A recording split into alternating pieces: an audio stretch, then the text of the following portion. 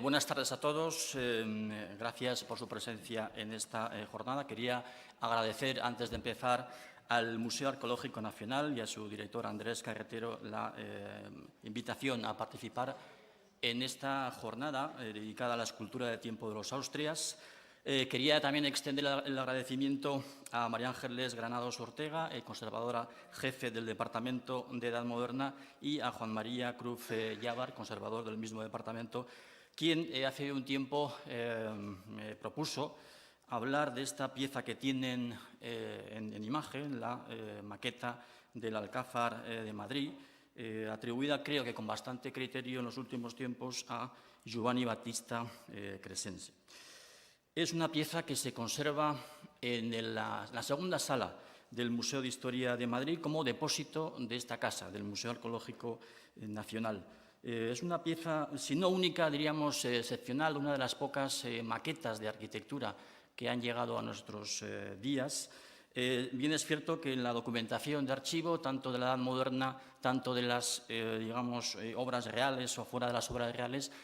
hay abundantes referencias. Hemos escuchado antes algunas a un tipo de modelo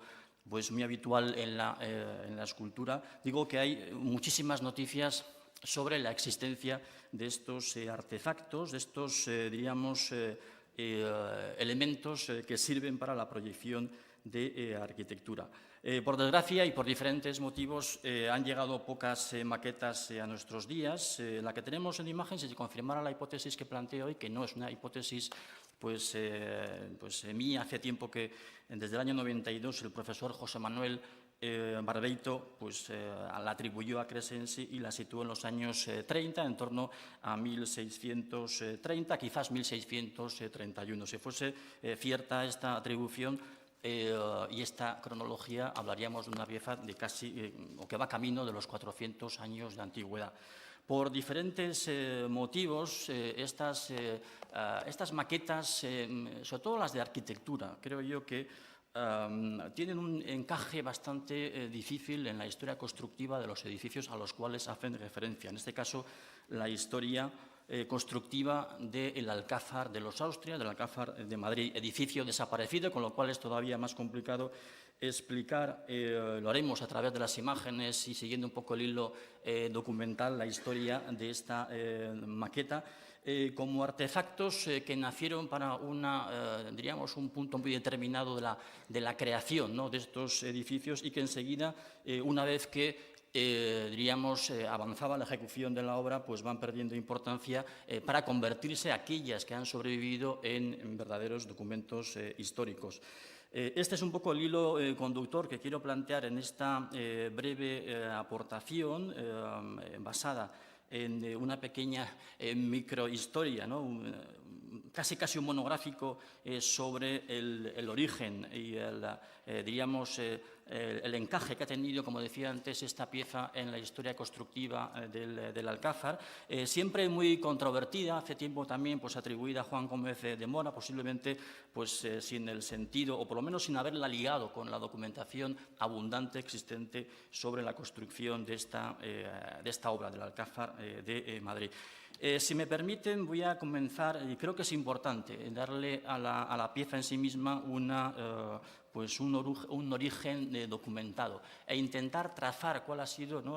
el camino que ha seguido la pieza desde que se crea en torno a 1630 o 31 hasta la actualidad. Comenzando por el final, acabo de decirlo que la maqueta forma parte de esa colección, ¿no?, del Museo de Historia de Madrid como depósito de este museo, el Museo Arqueológico Nacional, donde ingresó en el año 1873. Venía o provenía de aquel entonces Museo Nacional de Pintura y Escultura. Me refiero, por supuesto, al Museo del Prado, donde a la vez, cuando todavía era Real Museo, había ingresado en el año 1853 y venía, en este caso, en ese año de 1854, del famoso Real Gabinete Topográfico, conocido sobre todo por la figura de su director, alma mater, que fue el León Gil de Palacio, y creado en el 1832, en época de Fernando VII. Nos consta que en el año de 1841, cuando se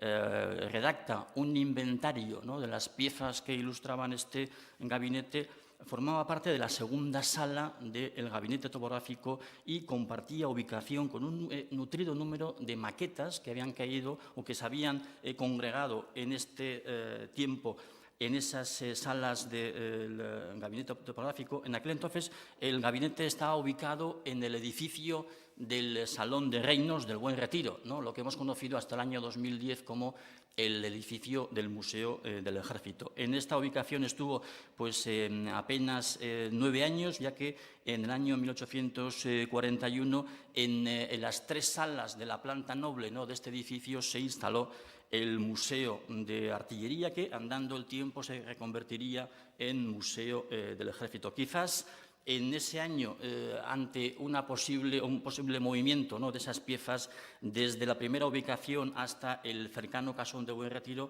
se redactó un curioso inventario sobre la situación de las diferentes maquetas que conformaban la colección del gabinete topográfico. En concreto, la maqueta del Alcázar, la maqueta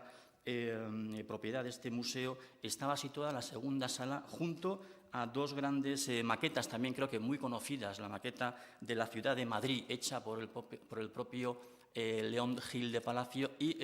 con la maqueta de la ciudad de Valladolid del mismo autor. Además, existían una serie de maquetas como la del Museo del Prado o del, digamos, originario Gabinete de Historia Natural de Juan de Villanueva, la maqueta de la Casa de Correos, actual sede de la Presidencia de la Comunidad de Madrid, del arquitecto francés Jaime Marquet, además de pues, la maqueta del Palacio Real construido por Sacchetti. Esta es la maqueta hecha también por León Gil de Palacio, y la maqueta de la Torre de Hércules de La Coruña. En la siguiente sala, la segunda sala, la que acabo de describir, posiblemente era la sala conocida como el Salón de Reinos de este edificio. En la siguiente sala estaba ubicada la maqueta del palacio, de ese proyecto maravilloso de Filippo Juvarra, ese palacio que se iba a instalar en los Altos de San Bernardino y que nunca se construyó siguiendo esa maqueta. Una maqueta de gran formato. En los últimos años se ha publicado bastante sobre la misma, en torno a 6 por 7 metros de las medidas de esta maqueta, conformada por 10 piezas que se atornillaban para digamos, crear esta gran maqueta, que incluso tenía iluminación propia y que estaba posiblemente en esa tercera sala, continuando el periplo histórico. Y creo que esto es interesante, la significación que ya en este gabinete tenía la maqueta del Alcázar, junto con las otras maquetas, como documentos históricos posiblemente, ¿no?, de la historia de la arquitectura madrileña. Cuando estuvo la maqueta, en esos apenas 20 años que estuvo en el Museo del Prado, Eusebio de Lettre, el dibujante y litógrafo, sacó esta litografía sobre el Alcázar de Madrid. Se basa, por supuesto, en la maqueta, que en aquel entonces estaba en la colección del Museo del Prado, como he dicho, y sirvió para ilustrar la obra de José Amador de los Ríos, Historia de la Villa y Corte de Madrid. Como se puede observar, Lettre tomó un punto de vista sesgado, casi diríamos que intentó recrear, ¿no?, lo que hubiera sido el edificio antes de su destrucción en 1734, el edificio del Alcázar, e incluso le dotó de cierta atmósfera, ¿no?, con esos sombreados, con la presencia de ese arbolado en las esquinas, ¿no?, creando esa recreación de lo que había sido el edificio del Alcázar. Y añadió en el pie de la litografía, aunque no se ve muy bien por ese logotipo de la Biblioteca Nacional de España, un texto que decía: copia del modelo que existe en el Real Museo de Escultura, en el Museo del Prado, por supuesto, conforme a la restauración de Covarrubias. posiblemente sea una alusión al arquitecto Alonso de Covarrubias como supuesto autor, ¿no?, de esa maqueta dentro del proceso constructivo del Alcázar. Hoy sabemos, por supuesto, que no fue el autor de la maqueta, ¿no?, ni de ese proyecto, pero quizás sea la primera vez en que la maqueta fue considerada como un documento histórico y se insertaba, aunque pues, de forma, como digo, desafortunada, dentro de la historia del museo, del Alcázar de Madrid. Documentar la presencia de la maqueta en el siglo XIX y XX es más o menos sencillo. A partir de ahí, ir hacia atrás, hacia el origen de la misma, es realmente complicado. No está localizado, por lo menos yo no lo he conseguido, en los inventarios de Felipe V y Carlos III, los publicados, y tampoco en los inventarios parciales, por ejemplo, en el inventario de las piezas que sobrevivieron al incendio de 1734 del Alcázar. La noticia anterior, siempre yendo hacia atrás, sería la testamentaría de Carlos II en el año 1700, donde por primera vez se cita, ¿no?, la presencia de un modelo de la fachada del Palacio de Madrid que evidentemente pues, tiene que ser la pieza en cuestión. Y yendo pues, hacia atrás, ¿no?, prácticamente a ese inventario de 1636, famoso inventario porque se redacta como consecuencia del supuesto hurto del Tiziano por el maestro mayor de las obras reales de Felipe IV, Juan Gómez de Mora, que provocó un inventario pues, fuera de tiempo, ¿no? En concreto, y creo que es muy destacable, en concreto, en la pieza de la biblioteca de Felipe IV, la que estaba en las entrañas de la Torre Dorada o la Torre del Rey, se describe en esa entrada que tienen en pantalla pues, lo que podría ser, a mi modo de ver, y creo que es crucial para entender la historia de este pues, bello artefacto, en la maqueta del Alcázar que en la actualidad se exhibe en el Museo de Historia de Madrid. Habla de la delantera del Palacio de Madrid con las dos torres acabadas, creo que es un detalle importante que luego volveré sobre él, de la presencia también de un escudo de armas en su frente, pues coronando, campeando lo que sería la parte alta de la maqueta, que enseguida también veremos, y de unas medidas y de la presencia de pequeñas figuras que deberían pues, pues animar, figuras de hombres y de coches, animar la delantera del palacio. Quizás hay tres aspectos que posiblemente ponen en duda esta relación entre el inventario de 1636, con esta descripción que acabamos de ver, y la maqueta del Alcázar de Madrid. Una, pues la carencia en la maqueta actual de esas pequeñas figuras o de esos coches, creo que es lógico pensar que se hayan perdido en los últimos años, como consecuencia posiblemente de su propia fragilidad. No así, todavía tenemos unos restos, ¿no?, que han sido, por cierto, restaurados hace poco, de lo que podrían ser los tallos o los troncos de unos arbolitos que decoraban lo que sería ese sector de la fachada, que es el jardín del emperador o el jardín del rey. Segundo aspecto controvertido, las medidas del inventario. Habla de 2 pies y algo más, que aproximadamente en nuestra escala métrica serían o rondarían los 55,6 centímetros, algo más, echemos 65 centímetros, que no coincide con la medida que tiene en la actualidad la maqueta, como he dicho, que se conserva en el Museo de Historia, que alcanza de largo 86 centímetros. Posiblemente esta holgura entre los 60-80 centímetros se pueda enjuagar si solamente medimos lo que sería el cuerpo del edificio y no así la plataforma que sostiene el edificio. Con lo cual, salvaríamos este segundo aspecto un tanto pues, peliagudo para confirmar que se trata de la maqueta del Alcázar, la que se describe del inventario de 1636. Tercer aspecto controvertido, el asunto del escudo de armas de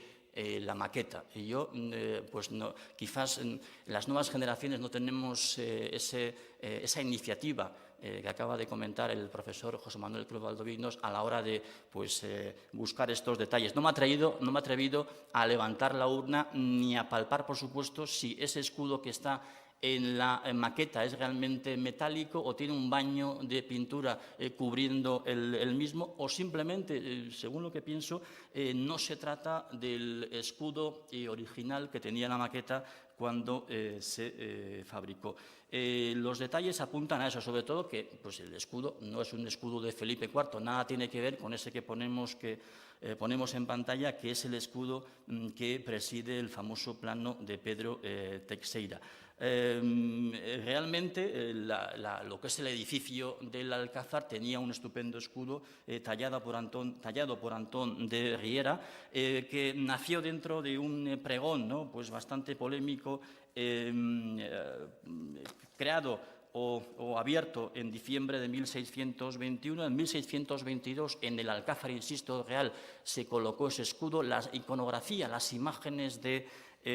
viejo Alcázar confirman, o por lo menos que el escudo, claro está, era un escudo de Felipe IV, tanto en esta imagen, ¿no?, de 1623, con un buen detalle, o con peor detalle esta imagen del Pedro Teixeira, que deja ver, ¿no?, un escudo más complicado que el que veíamos, más dividido, que el que veíamos en la maqueta del Alcázar. Y, por supuesto, también en la estampa de Menier, en esta ampliación, se ve perfectamente cómo además el escudo encajaba perfectamente dentro del recuadro, del remate que estaba en el coronamiento de ese pórtico, por cierto, inaugurado en 1622. Con lo cual, creo que podríamos salvar también ese inconveniente que se nos planteaba con la presencia de un escudo de armas de bronce en la maqueta del Alcázar, y que yo creo que podríamos con bastante fiabilidad decir que la maqueta ya estaba, la maqueta de la cual estoy hablando ya estaba en el despacho de Felipe IV en 1636. ¿Qué nos dice la maqueta? ¿Qué información nos aporta la maqueta que se pueda, digamos, utilizar en esta aproximación, diríamos, cronológica? Pues hay que destacar una serie de aspectos que podrían ir acotando, ¿no?, la cronología de esta pieza hasta dejarlo en un tramo demasiado o bastante reducido, ¿no? Por un lado, fijémonos que en el sector izquierdo, lo hemos visto en detalle hace poco, aparece el Jardín del Emperador, que fue demolido en torno a 1675 para dar una mayor amplitud a toda la plaza que estaba delante del Alcázar de Madrid. Si seguimos también ajustando, y creo que la posición sería la que he marcado en ese esquema, no aparecen los balcones que, como ya avisó José Manuel Barbeito, que iluminaban esa escalera que daba acceso a la famosa pieza ochavada, ¿no?, aparejada por Diego Velázquez, y que nos indicarían que la maqueta sería anterior de 1645-46. Y finalmente, acabo de decirlo, la portada del zaguán fue terminada en 1622, con lo cual nos quedaría un tramo cronológico entre el año 22 y aproximadamente el año de 1645-46 para señalar, ¿no?, esta maqueta dentro del proceso constructivo. Por supuesto, no voy a eludir las pequeñas anomalías, a veces, o grandes anomalías que tiene la maqueta, ¿no?, y que podrían cuestionar lo que acabo de decir. En primer lugar, la presencia de ese chapitel de la Reina, de la Torre de la Reina, la que está justamente a la derecha de sus pantallas, de la pantalla, que se ve terminada. Lo decía el inventario, ¿no?, que las torres ya están acabadas, como diciendo, bueno, es que todavía, como sabemos, la torre de la derecha, la Torre de la Reina, estaba sin terminar. Otra anomalía es que no aparecen en lo que sería en la parte central de la maqueta, flanqueando el pórtico principal, las dos torres o elevaciones, las torres trastámaras o las torres medievales que existían por lo menos en los años 20, 30 del siglo XVII. Torres que podemos comprobar en el grabado de los anales de Quevenjule, de la entrada, ¿no?, de la llegada al palacio del príncipe de Gales. Al fondo, a la izquierda, vemos cómo se estaba trabajando sobre ellas en el año 23. y en la maqueta pues, no aparecen, como enseguida veremos, intentando un poco demostrar ese proyecto novedoso de Giovanni Battista Crescenzi diferente al de Juan Gómez de Mora. Además, y esto quizás es lo más interesante, la maqueta solamente muestra la fachada principal, la fachada pública del Alcázar. Si nos fijamos en esta imagen, por supuesto, no están reflejados, no están, diríamos, construidos los dos patios, el patio del rey a la izquierda, el patio de la reina a la derecha, y esa crujía que dividía, o sea, ese pabellón que dividía ambos patios, donde estaba la escalera y también la capilla de palacio. Además de la parte trasera, fijémonos que detrás de la fachada principal se acumula una serie, ¿no?, de torres o elevaciones que formaban parte de lo que sería la fachada trasera, la fachada norte del edificio. Fachada norte que en la maqueta actual pues, no se representa, está cubierta, ¿no?, con esa especie de papel que cierra la maqueta, y fachada norte de la cual tenemos algunas imágenes, esta que hace poco tiempo, creo que la publicó el profesor Basegoda, nos muestra este frente un tanto caótico, ¿no?, de lo que sería la fachada no pública de del Alcázar de Madrid, donde se van acumulando las diferentes torres o elevaciones que están reflejadas, ¿no?, en esa trasera de la maqueta del Alcázar, ¿no?, de izquierda a derecha, la torre del noroeste, la torre del reloj, una tercera torre con dos ventanas que está reflejada perfectamente en la maqueta y que aparece en la iconografía del Alcázar, pues en esa posición, no confundamos, no está en el tejado de la fachada, sino en la trasera. Quiero decir, no es ninguna de las torres medievales de fachada que hemos comentado antes. Y finalmente, la que está a la derecha de la imagen, la torre Baona o la torre de la tapicería. ¿Cuál podría ser el motivo, ¿no?, de esta extraña representación, ¿no?, de esta, digamos, pérdida o no representación de la zona central del Alcázar? Posiblemente la maqueta fue preparada para ser observada a una cierta distancia. En este caso, pues hablaríamos de un par de metros como mucho, pero desde un posicionamiento que en la realidad material del Alcázar estaría al otro lado de la plaza, posiblemente a la altura de las caballerizas, para dar una sensación o, digamos, representar mejor lo que era el bloque del proyecto, que enseguida hablaremos de lo que iba a ser la fachada de Giovanni Battista Crescenzi, y el posicionamiento justamente detrás de esas elevaciones. Esto es, cómo va a quedar tu proyecto, ¿no?, teniendo en cuenta que tienes detrás esas torres que pues, trufaban la parte alta del tejado de esa fachada norte. Finalmente, otra anomalía que presenta la maqueta, esta tiene peor solución, yo por lo menos no la encuentro, es el asunto de lo que Barbeito llama intervanos, ¿no?, que serían los tramos verticales que articulan la fachada de esta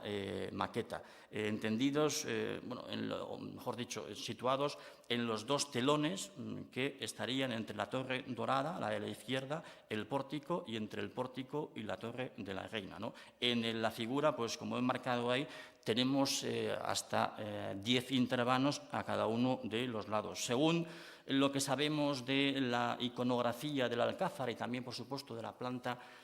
plantas realizadas por Gómez de Mora, realmente el Alcázar tenía a ambos lados 12 intervanos, ¿no?, como se ve en el grabado de Menier. También se ve, aunque no lo he puesto, no me entraba, en el grabado de Filippo Palotta de 1704, mientras que, y es curioso, tanto en el modelo del Alcázar como en la representación del Alcázar de Pedro Teixeira de 1656 se mantienen los 10 intervanos. Por supuesto que no varió el número de los intervanos de la fachada, simplemente pues entendemos que fue una manera posiblemente de plantear una fachada que en el caso del proyecto de Crescenzi, que enseguida desarrollaremos, pues quizás pecaba de una cierta horizontalidad, ¿no?, un poco para acortar esos tramos horizontales y favorecer esa polarización, ¿no?, de las dos torres de esquina que planteaba el proyecto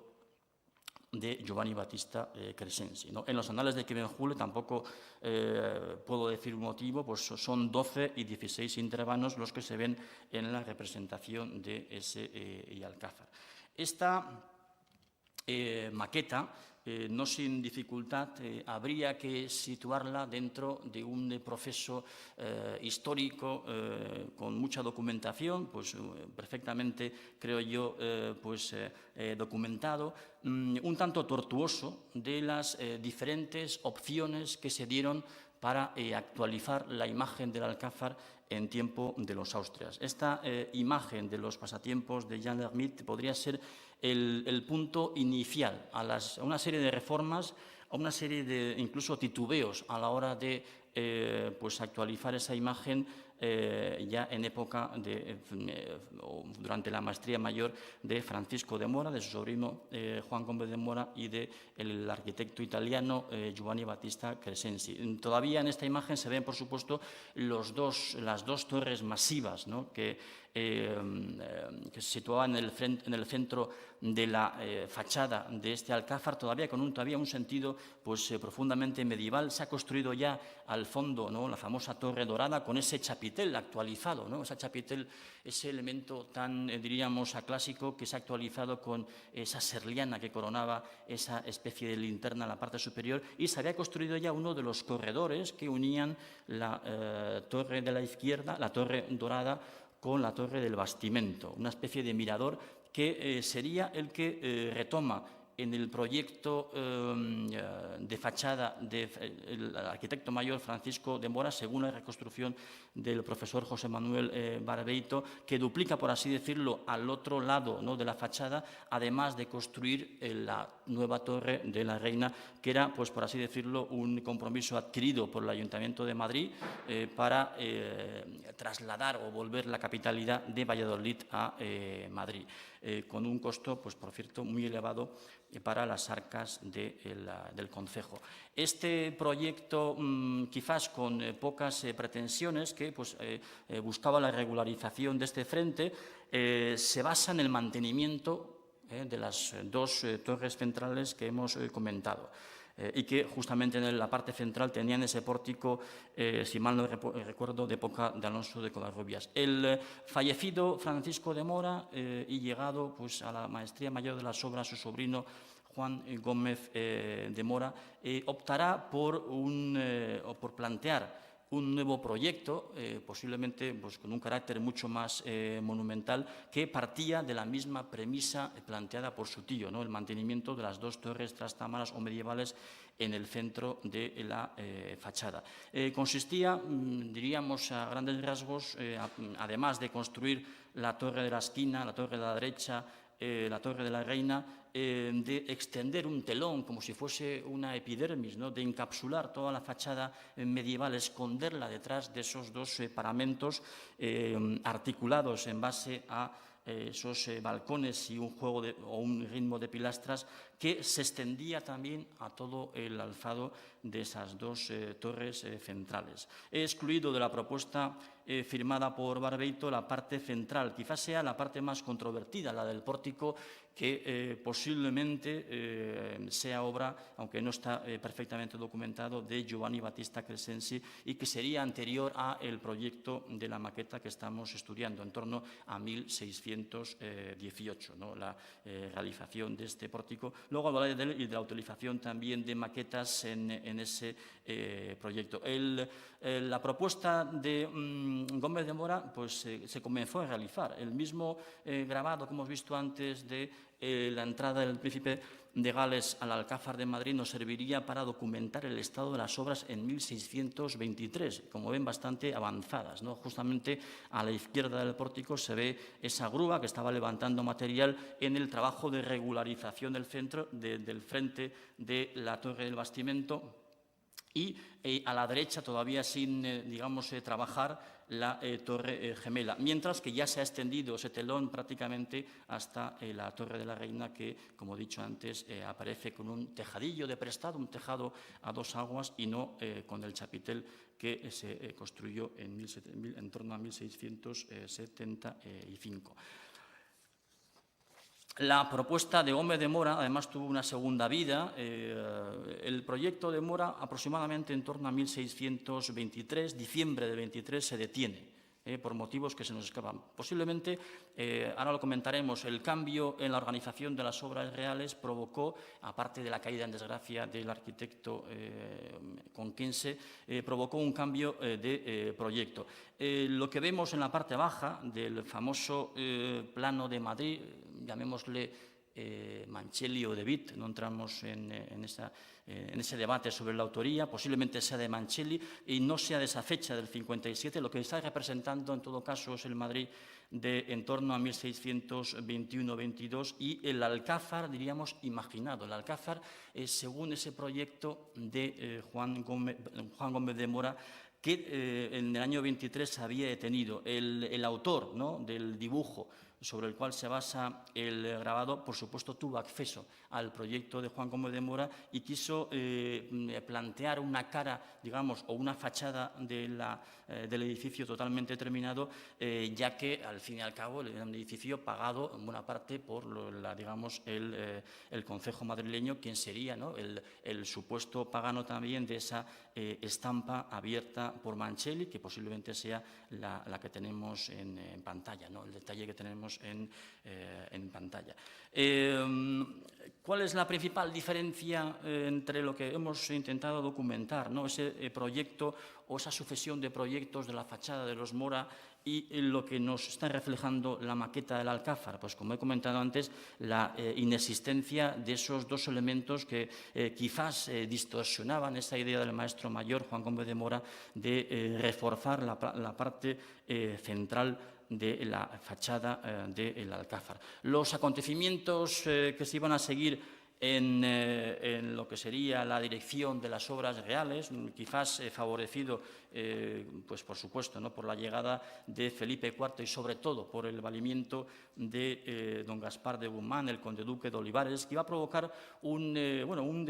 paulatino vuelco en las obras reales, sobre todo con la promoción de este noble italiano, el caballero Giovanni Battista Crescenzi, que a partir del 4 de octubre de 1630, y posiblemente sea una fecha clave para datar la ejecución de esta maqueta, o quizás el año 31. En todo caso, la llegada el año 30 a la superintendencia de las obras reales de Giovanni Battista Crescenzi, con plenos poderes, no solamente administrativos, sino también ejecutivos en la organización de las obras, y con, por supuesto, una participación en los temas artísticos, como está perfectamente documentado, pues debió de provocar un cambio, pues en cierto modo traumático, ya que seguidamente, en torno ya a primeros días de 1631 y luego seguiría en 1632 y 34, se planteó la demolición de lo que acababa, digamos, de completar en la torre del bastimento el arquitecto mayor Juan Gómez de Mora. Todo esto se vio favorecido, por supuesto, por los poderes ilimitados de Crescenzi y, por supuesto, por el ascenso también un tanto vertiginoso de su mano derecha, el arquitecto Alonso Carbonell, que en esas mismas fechas era pues ascendido a aparejador mayor, ¿no?, una coletilla esto de mayor, porque antes ya era aparejador, posiblemente para distanciarse del otro aparejador, del escultor Antonio de Herrera, y para pues también marcar cierta diferencia con el maestro mayor, que estaba ya por aquel entonces, al parecer, pues fuera del proyecto, de este proyecto y posiblemente de otros, del proyecto, como digo, de la fachada del Alcázar. La pregunta sería, ¿la maqueta responde a un supuesto gusto italiano que pudiéramos acreditar en el Marqués de la Torre, en Giovanni Battista Crescenzi? Es una estupenda pregunta que yo creo que se puede responder, que quizás hay notas discordantes, sobre todo en la utilización de los chapiteles, algo tan, iba a decir hispano, pero realmente no es hispano, es una apropiación muy exitosa de la arquitectura madrileña, quien, por ejemplo, se sitúa en el perfil de la mentada maqueta de León Gil de Palacio, la maqueta de Madrid, todavía es capaz, ¿no?, de observar ese perfil o skyline aserrado formado por los diferentes chapiteles que fueron creciendo y que se fueron extendiendo desde el Palacio del Pardo a la Torre Dorada y a partir de ahí a toda la arquitectura civil y religiosa, ¿no?, de la ciudad de Madrid. Este elemento, sabemos por un informe emitido por Crescenzi al hilo de la renovación de la capilla mozárabe de la sede toledana, de la iglesia de la Catedral de Toledo, no era un elemento querido por Crescenzi, que lo veía como muy aclásico, muy fuera, ¿no?, de lo que sería la teoría clasicista. Por supuesto, nada que ver con la arquitectura italiana que había conocido en sus primeros años de existencia en la Ciudad Eterna y que, en cierto modo, era un elemento que no iba compasado con la grandeza de una catedral como la de Toledo, o diríamos, ¿no?, como un edificio como el Palacio, ¿no?, de los Austrias en Madrid. Este elemento creo que quizás, o por lo menos se puede atribuir a una cierta inercia de la arquitectura madrileña que en aquel entonces pues, había visto, o en posiblemente por este carácter pintoresco que tienen los chapiteles, un elemento que iba a ser, como he dicho antes, crucial para entender la morfología de los edificios madrileños de este periodo. Por lo demás, los telones atribuidos, por supuesto, a Gómez de Mora, pues entran dentro de ese clasicismo un tanto pues severo, ¿no?, de los Mora, esa vieja herencia de lo escurialense. El pórtico podría ser una pieza más controvertida. Bien es cierto que aparece animado, ¿no?, por esos frontones rotos, que también estaba utilizando, no nos engañemos, el propio maestro mayor Juan Gómez de Mora en su arquitectura. Con lo cual, diríamos que no presenta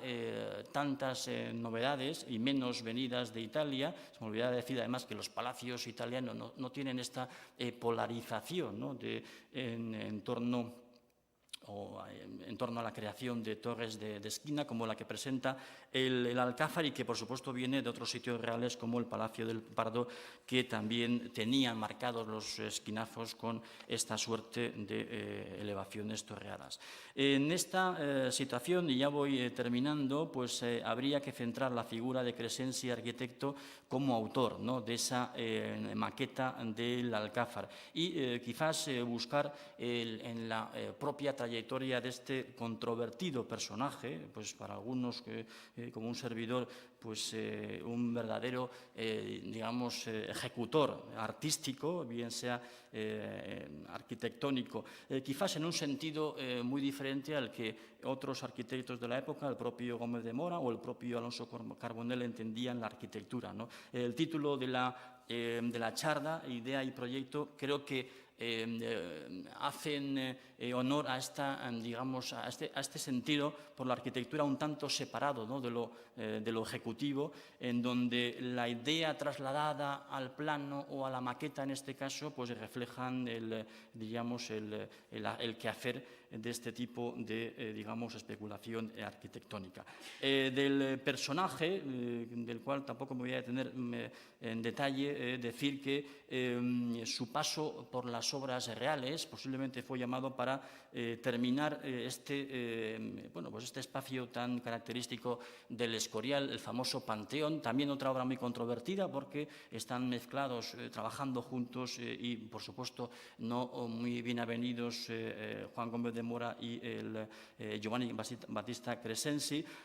Nos plantea muchas dudas. De todos modos, posiblemente sea el autor de ese diseño, por lo menos de los nichos que conforman el Panteón del Escorial, que pudo haber conocido en su juventud en ese proceso lento pero inexorable de descubrimiento de las famosas catacumbas de San Calixto, esa ciudad subterránea, ¿no?, pues oculta en las entrañas de la ciudad eterna, que por supuesto sirvieron, y desde el comienzo, ¿no?, de la obra del Panteón, ya en el siglo XVI, y esto ya lo estudió, por cierto, el difunto Agustín Bustamante. Antes se aludía, ¿no?, a dos fallecimientos en mi departamento. Me hago eco del pesar que han también reflejado Manuel Arias y Carmen Morte, por la pérdida de Fernando Collar de Cáceres y por Agustín Bustamante, que dedicó, creo que buena parte de su vida al estudio del el Panteón y también del edificio del Escorial. Cierro este paréntesis y continúo pues alabando, ¿no?, el papel que tuvo en la concepción de el Panteón del Escorial Giovanni Battista Crescenzi, y posiblemente en la aportación de las fórmulas no muy importantes, ¿no?, del último manierismo de Miguel Ángel, quizás sin haberlo entendido muy bien. Habría que esperar todavía a Francesco Romini, ¿no?, para que esa lección de Miguel Ángel fuese realmente plasmada en la nueva arquitectura. Muchos de los detalles que se pueden rastrear en algunas obras atribuidas a Crescenzi provienen de esa arquitectura de los primeros años del siglo XVII, de ese pontificado de Pablo V, de arquitectos